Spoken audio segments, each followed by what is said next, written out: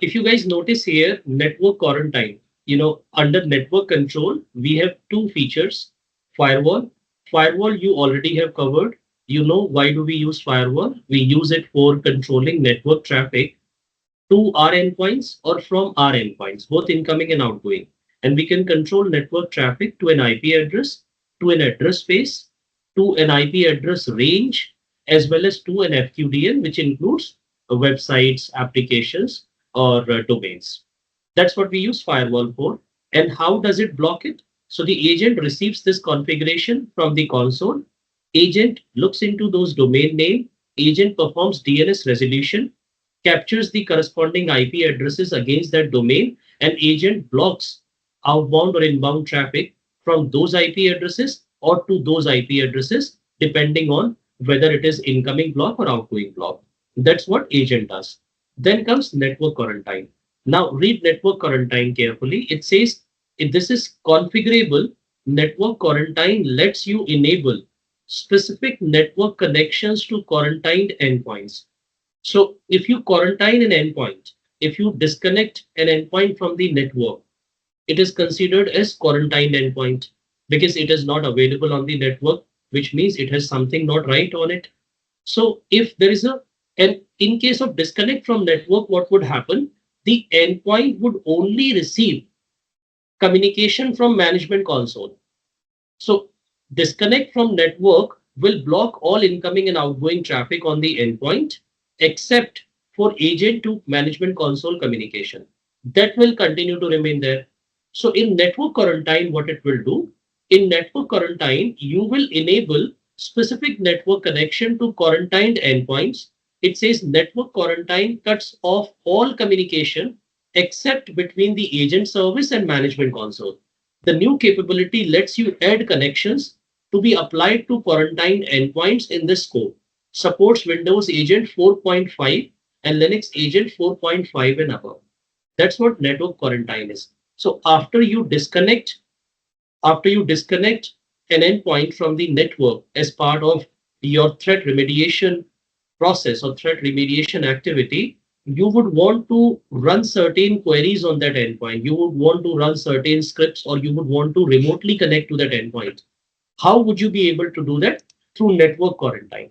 You will create a network quarantine rule similar to firewall rule, wherein you will enable or disable certain traffic. That's what network quarantine is all about, which is similar to firewall.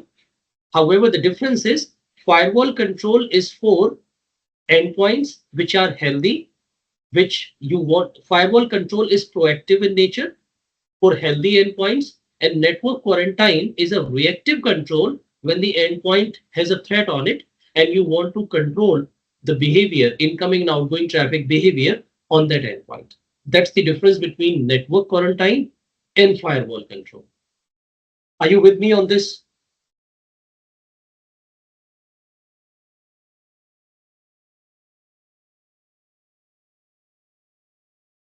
Great.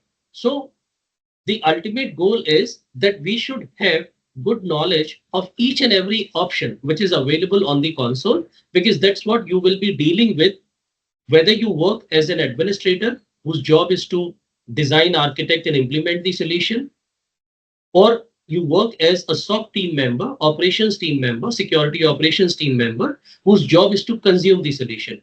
Because while you consume the solution, you would want to have network quarantine enabled on certain resources if you want to investigate a threat on them and you don't want them to communicate over the network while that investigation is going on. So that's the logic here. Great. So we are good. This was about network quarantine. Now let's give it a quick read to this slide and it would start to make sense to you. Okay.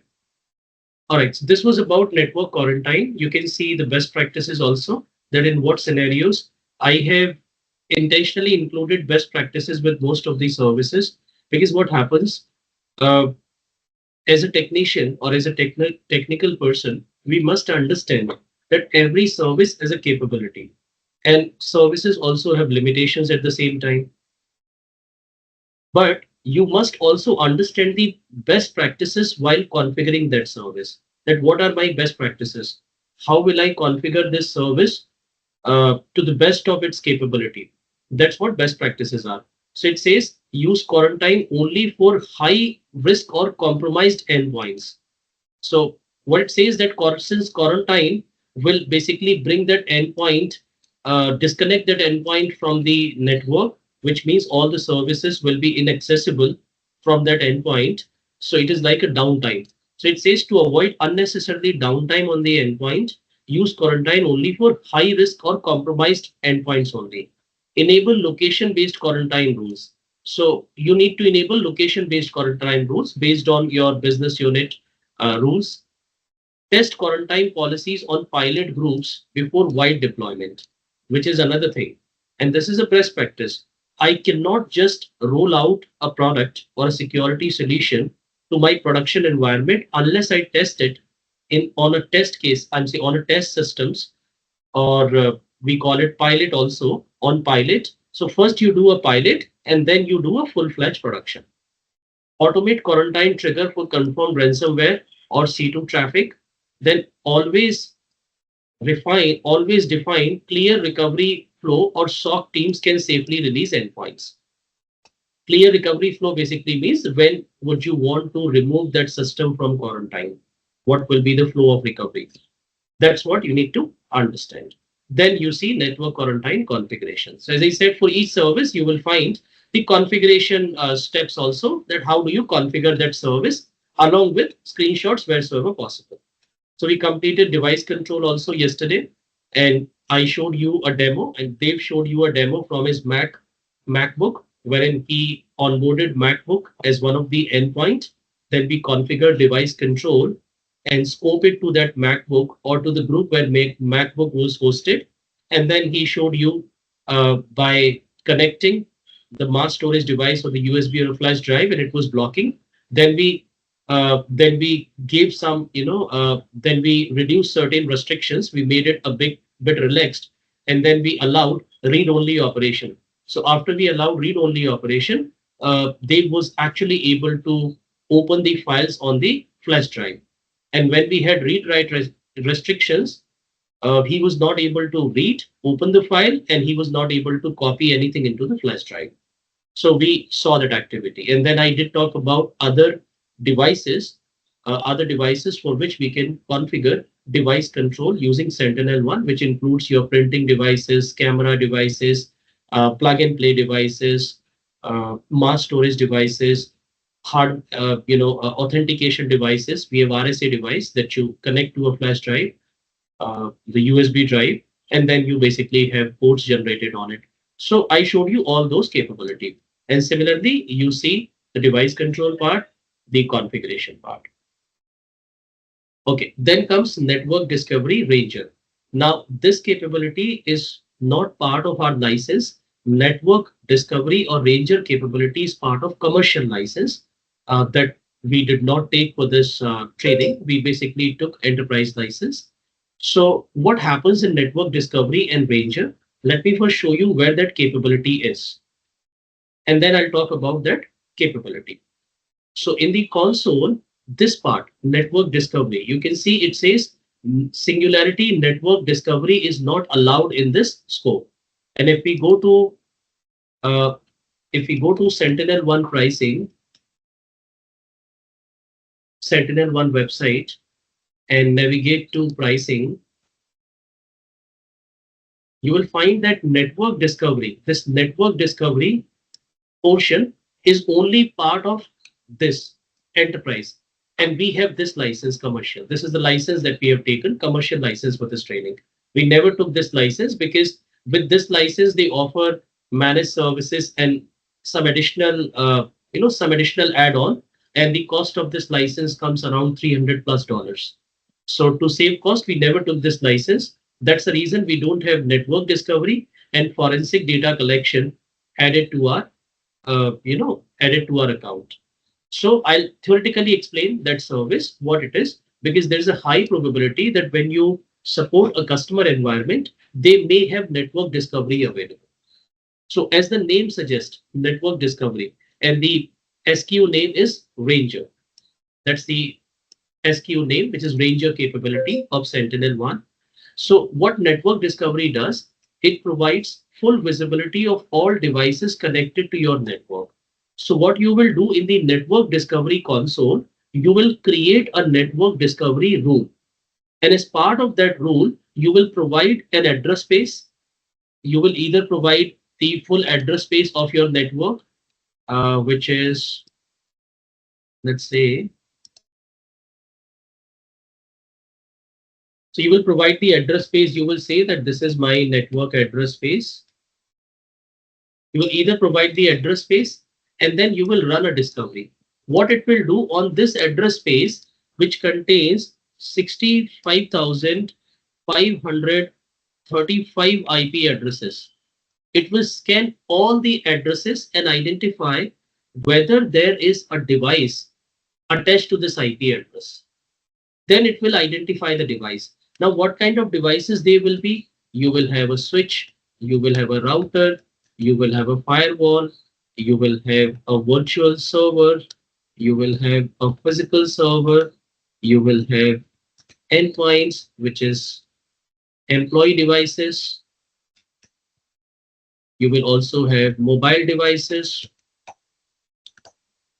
which is like iPad or tablet. You will have mobile phones also, because they are, when you connect your mobile phone to your corporate network, it also gets an IP address, right? So you will have these. Then you will have applications also. Sometimes you provide IP addresses to applications. So in your network range or address space, we call it CIDR. Whenever you see after an IP address slash and some number, this number, a minimum will be 16 and maximum will be 32. Whenever you find this number, it means it's a CIDR.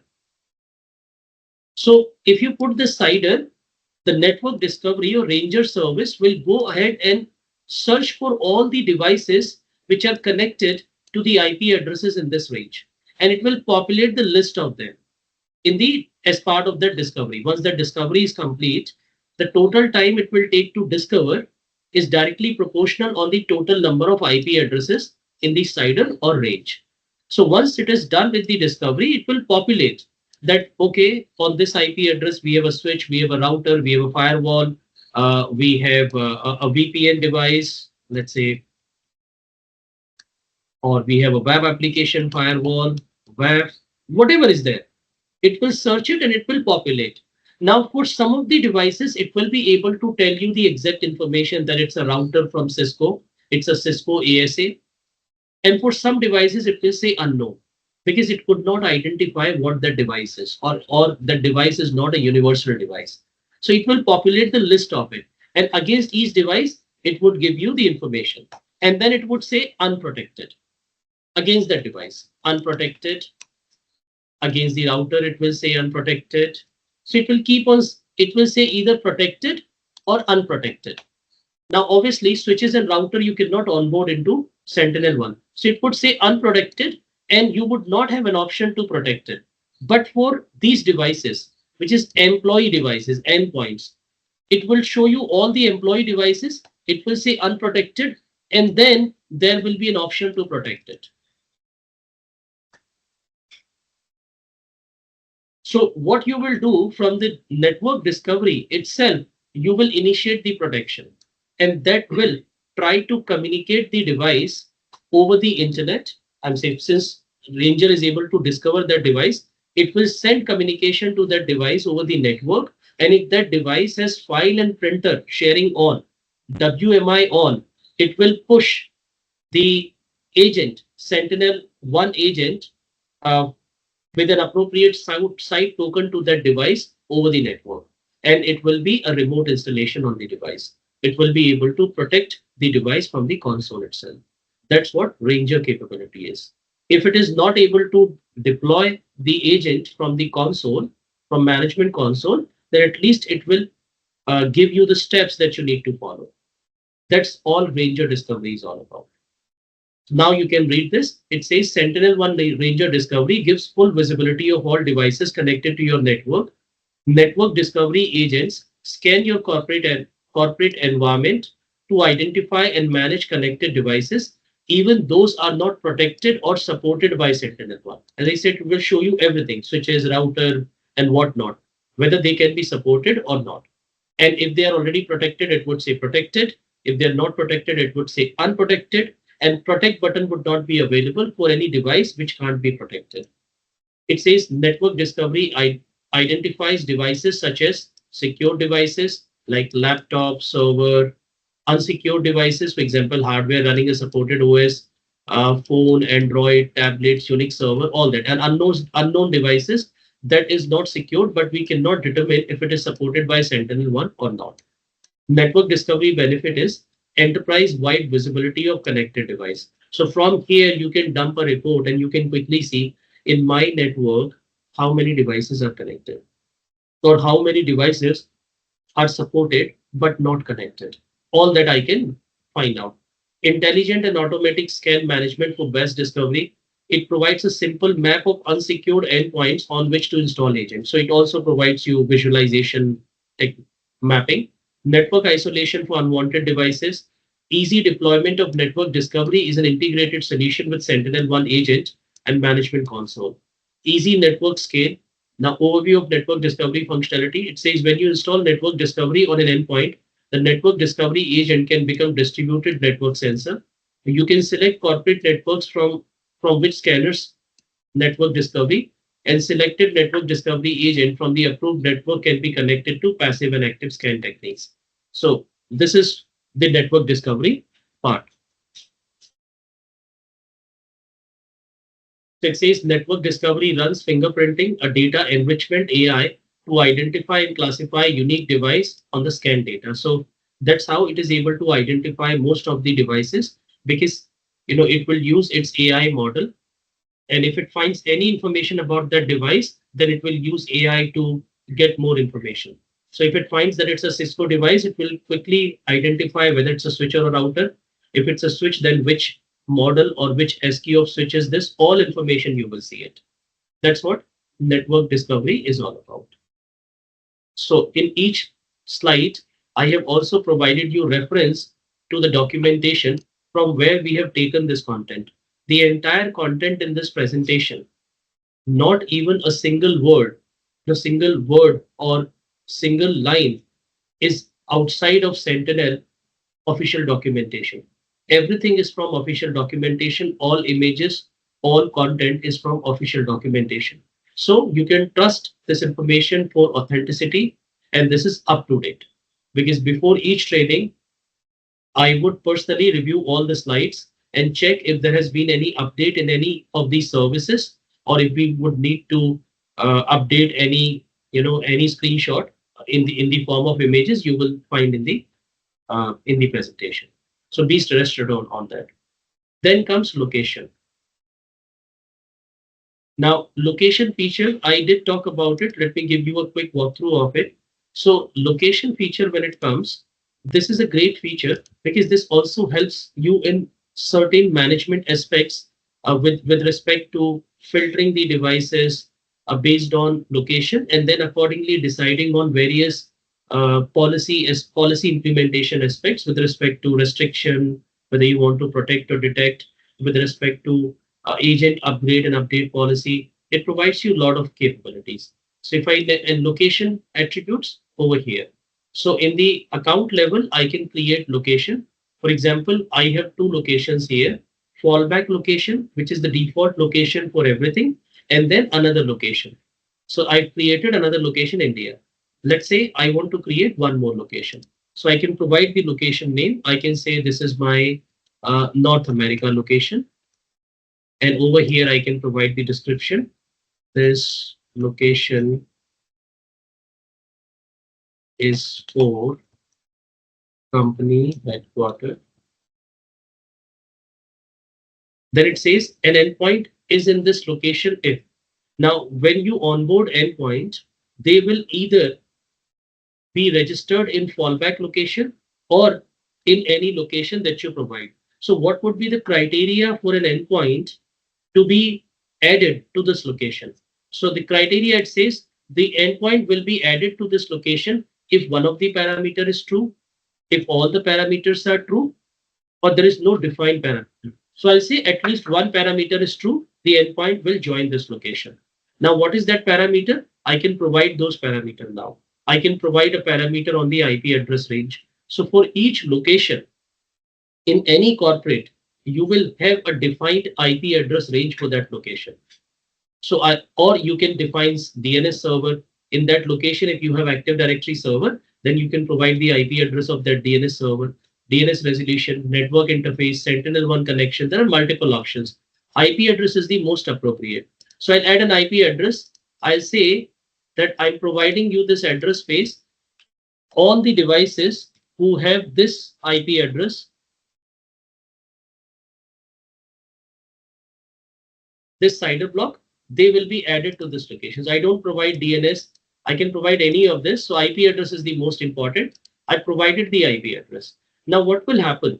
Whenever I'll onboard any device in SentinelOne, and if that device contains an IP address from that range, automatically that device will be added to North America location. And this location will help me while I create policies, while I create certain restrictions, or while I create certain exclusions also. So that's the location concept, which is just an identifier for a device geographical location, where that device, which geography that device belongs to. That's the location concept. So here now you can go back to the slide and give it a quick read and let me know if you have any questions here. As I said, you will see the steps to create it. Okay, then identity management, let's save it. We don't have it now. This is about how do we manage identities. Okay, then comes application management. Now, I did not talk about that feature when I was giving you a portal walkthrough because I wanted to talk about this feature when the right time comes. Today is the right time when you should know about this feature. So first, let's talk about this feature. From theoretical aspects, then I'll show you where it is and how do we configure it. So application management is a feature. It says this feature scans all endpoints. So all endpoints which are onboarded into SentinelOne, they will be scanned, and the inventory of those endpoint, application inventory of those endpoints, it says the inventory page lists all third-party applications detected by the agent on the endpoints, regardless of the risk. So then in the application management console, you will see all applications which are there on various endpoints. Only applications where publisher was detected are seen, even the version was not detected. So if against an application there is no publisher, for example, if I open my system and say on my system, if I open add and remove program, you will notice that there is a publisher against each application. You may not see a version. For example, for this application, remote desktop connection, there is no version. So there is a probability that for some application, you will not see a version, but it cannot happen that you will not see a publisher against an application. You will always see a publisher. So what SentinelOne does, it works on the logic of publisher, not version, to provide you a comprehensive inventory of applications. So if I onboard my endpoint, I'm saying my laptop to SentinelOne, it will be quick to run a discovery of all the installed applications and they will be reported into the application console. So that's exactly what it says. Wheresoever it is able to identify the publisher, it will include that into the application inventory. It says the agent scans Windows agent and read registry files, Mac agent read Spotlight indexes, and Linux agent read DPKG and RPM software. So because it supports 3 different flavors of operating system, it tells you where exactly did it get the application data. So if you log into registry editor, you see all the applications. I would say there could be an application which is not showing in the add or remove program, but over here in the registry editor under HKLM, HK local machine software, and you will see all the applications which are installed on my system. These are all applications. So it basically pick up the data from here. That's what agent does. Similarly, if it's a Windows, if it's a Mac system, then it will go to Spotlight indexes where application details are available. For Linux, it goes here. You can click action scan now to manually initiate for a scan for application or enable automatic scanning. It says in the sidebar, so this is the UI. I'll show you the UI. Vulnerability and application scanning, look for new endpoints in newly installed softwares. We also perform a daily vulnerability assessment of endpoints and application data from latest scan. So that's what application does. Now, application management. So this is used for vulnerability management. Now I'll directly show you from the console so that it would make more sense to you. So in the console, now I'll go to applications. So you will find applications at account level. Even if I navigate to my site, you will also find application view at site level also. So now I'm inside the site. I'm inside the site, and you can see I also find application view because this vertical view is common, whether you are working inside an account, whether you're working inside a site, or whether you're working inside a group. The vertical view is common. The horizontal options may change. You will see, more or less options based on where you are, in which scope you are working. So if I navigate to applications, this is what I get to see. So right now, the first thing that you will do as part of application management, we have three options: risk, inventory, and policy. First, we'll go to the policy because first you will configure a policy and accordingly you will go ahead and decide on the risk. So we go to the policy and over it says vulnerability and application scanning, scan scheduled for Wednesday at, this is the scan which is already scheduled. However, if you want, you can change the policy and then do you can do a scan in real time also. By default, it is configuring the scan at this point in time, right? And it is able to detect OS level vulnerabilities. Detection is available for Windows and Linux. However, it requires Singularity Vulnerability Management SKU. So if I go to SentinelOne website, you will notice that SentinelOne, as part of its product, also has vulnerability management capability, which is here, Singularity Vulnerability Management. Now, this is a separate service, which is not part of this, which is not part of our license. This service, you need to purchase a separate license. This is similar to Qualys Vulnerability Management, Tenable, Nessus Vulnerability Management, Rapid7, or Microsoft Defender for Endpoint Vulnerability Management, which comes as an add-on. So if I need this service, I will need to connect with SentinelOne and I will need to request them to add this service to my account. They will definitely expect some payment from me. And then I will have vulnerability management added. By default, it is not part of our scope. You can see that these services under endpoint security, they are separate services. We have Singularity Endpoint. This is the service that we are currently subscribed to. XDR is a separate service. Remote Ops is a separate service. I'll talk about what Remote Ops is, in next couple of minutes. Then Singularity Threat Intelligence is a separate service, and Singularity Vulnerability Management is a separate service. Our focus is on endpoint detection and response. That's what we are currently focusing on. So depending on the customer that you will support in future, you may have that customer with additional services also. However, the best part is console is common. If the customer has an additional service, you will only find that in the console. So console will remain the same. I mean, say if you just add a license for network discovery, it is here. And for application, it is here. So now I'll go to application.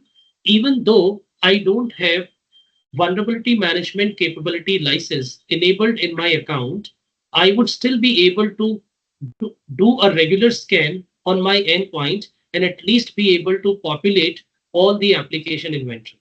At least inventory I can see. But I would not be able to run a vulnerability management scan on those applications because I don't have that license. So over here, you configure the policy. This policy would make sense only if you have Singularity Vulnerability Management license. Otherwise, this would not make sense. So I'll just skip this part. I'll directly come to inventory. Now I have already ran the scan. So I ran the scan because once you run the scan, it would need to activate all the agents which are currently deployed on all the endpoints, and it would need to instruct those agents that go ahead and dump get the dump of an inventory. So that process sometimes take a couple of hours depending on the number of endpoints that you have in your environment. So I ran the scan, you can see September 25th, 12:10, which is day before yesterday in the evening when I was testing this capability. I ran the scan. And you can see the next scan will happen on October 2nd. So it basically performs the scan every week accordingly. Now, if I run the scan once again, it says after you initiate a scan, you cannot start a manual scan for next 8 hours. So I will not run the scan because when you run the scan, you don't need to provide any configuration. You just need to hit this button and start scanning for inventory. Now you can see I have got a list of all the applications which are there on my endpoint. And it also shows me the number of endpoints with that application. So you can see AnyDesk. Right now, AnyDesk is deployed on one endpoint. Now you will say that I also have AnyDesk deployed. Vrishali says that I also have AnyDesk deployed. Ravi will say that I also have AnyDesk deployed. Then why is it giving a wrong number? It is not giving a wrong number. Look at the scope which I'm in right now. I'm in Raghuveer site scope. And in that scope, I only have one VM. And that's exactly what it says. But if I just switch to the account scope and then come to this window and refresh it at the account level, you will see the difference now. Okay, we'll do it from here. No, this is taking time to load. So from the account level, if I look at inventory, I would be able to see the inventory for my account, which includes all sites and all groups. Depending on the scope that you are looking at, you will see that inventory basically. So it is loading. Let's give it a minute. Okay, well.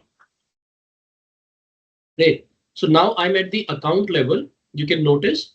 And at the account level, if I click on applications, it will load the inventory at the account level.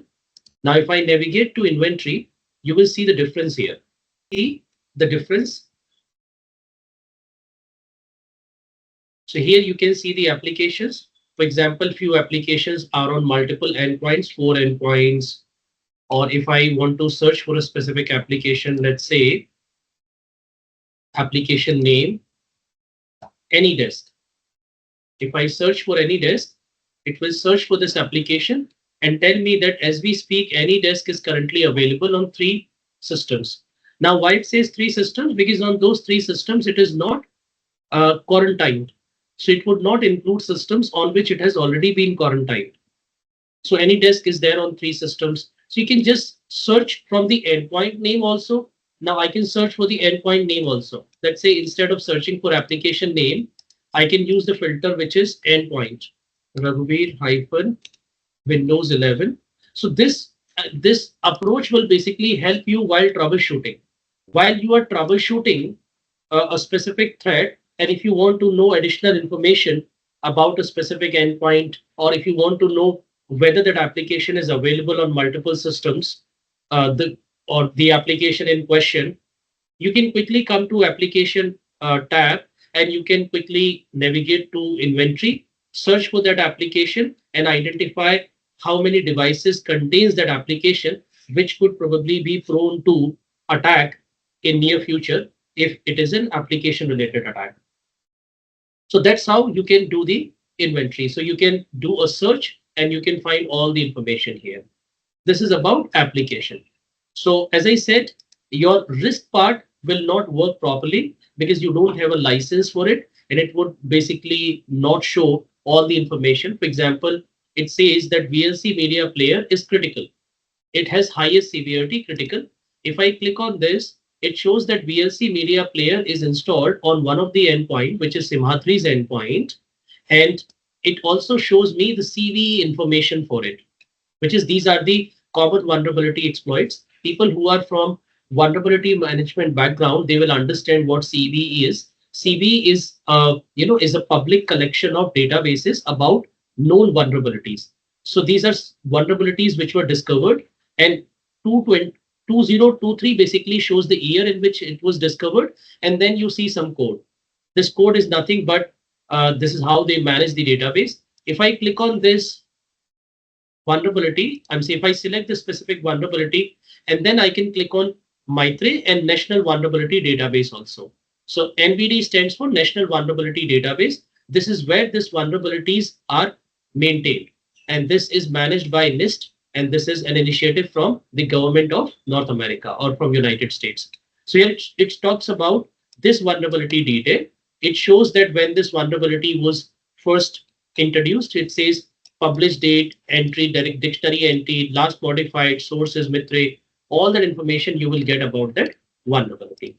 Now the challenge is, as I said, since we do not have a license for vulnerability management, we are getting half-baked information. We're not getting all the information. SentinelOne is probably trying to lure us or encourage us to purchase the license because it will give you information. However, it would not allow you to remediate this vulnerability. Why? Because you don't have a license. But if I have a license, I can click on action and I can, right now it only says mark as false positive or add missing CVE. However, I don't have additional options, which is uh, remediating the vulnerability. If this vulnerability requires a specific patch to be deployed on the VM on which it has been identified, then go ahead and patch that vulnerability. All those capabilities are not available. This is more of a read-only information that you get to see, and you get some additional information, which is not only the inventory, you are also looking at various risks related to certain applications, and you can also map them to a specific system. So for example, I know that VLC media player has a critical vulnerability on it, right? And there are a total of 7 vulnerability on it. And at this point in time, it is installed on one endpoint. So I see all of this information. This was detected on September 25th, and days from detection is 1. So I get this information. Then I click on this and I will see the system on which it is installed. So I can see that it is installed on Simhadri system. I can see all the CVEs also related to this vulnerability. The only thing that I can't do is to proceed further and plan for remediation, plan for fixing this vulnerability. For that, I would need vulnerability management license added to my account. That's what application management is all about. There is nothing more here. So it shows you it. So the first thing first, you create a scanning policy, then you scan the applications. For the first time, when you scan, it will populate the inventory of all the applications, and then it will start to populate the risk that it has find for any application. And if you have license for vulnerability management, you can proceed further and remediate those vulnerabilities also. This is all about application management, a module of SentinelOne. So this was about application management. Then let's move on. So we are done with application management also. This part was remaining. Now we'll talk about automation also today, that how do we use automation. Activity you already know. It just shows you the activities that are performed in the account in the last couple of days, and you have this data available for this last 365 days for 1 year. Then comes automation and report. We'll talk about it today itself. So we are done with identity is out of scope, incidents. We have talked about Sentinel. We have talked about network discovery is out of scope, visibility. So we'll talk about visibility. This is Singularity Data Lake. So I discussed this yesterday. You can directly navigate to visibility from here, or you can navigate to visibility or Singularity Data Lake or deep visibility. So they used to call it deep visibility. Now they are calling it Singularity Data Lake. So they have just added this feature here itself. So either you navigate to this feature directly by clicking here, and it will take you to the visibility, and here you can search for information. You can search using storyline ID. You can search using a hash. You can search using multiple options, whatever you want to search. So you can search using multiple fields are there. You can do the filter also over here. You can search using the task name. These are all filters that you can search. You can search using the endpoint also, endpoint name. For example, I want to search for my system. Where is my system? Endpoint. Okay. Let's say, let's search for Rohit system. So I can search using this system name also. So I've added the system name.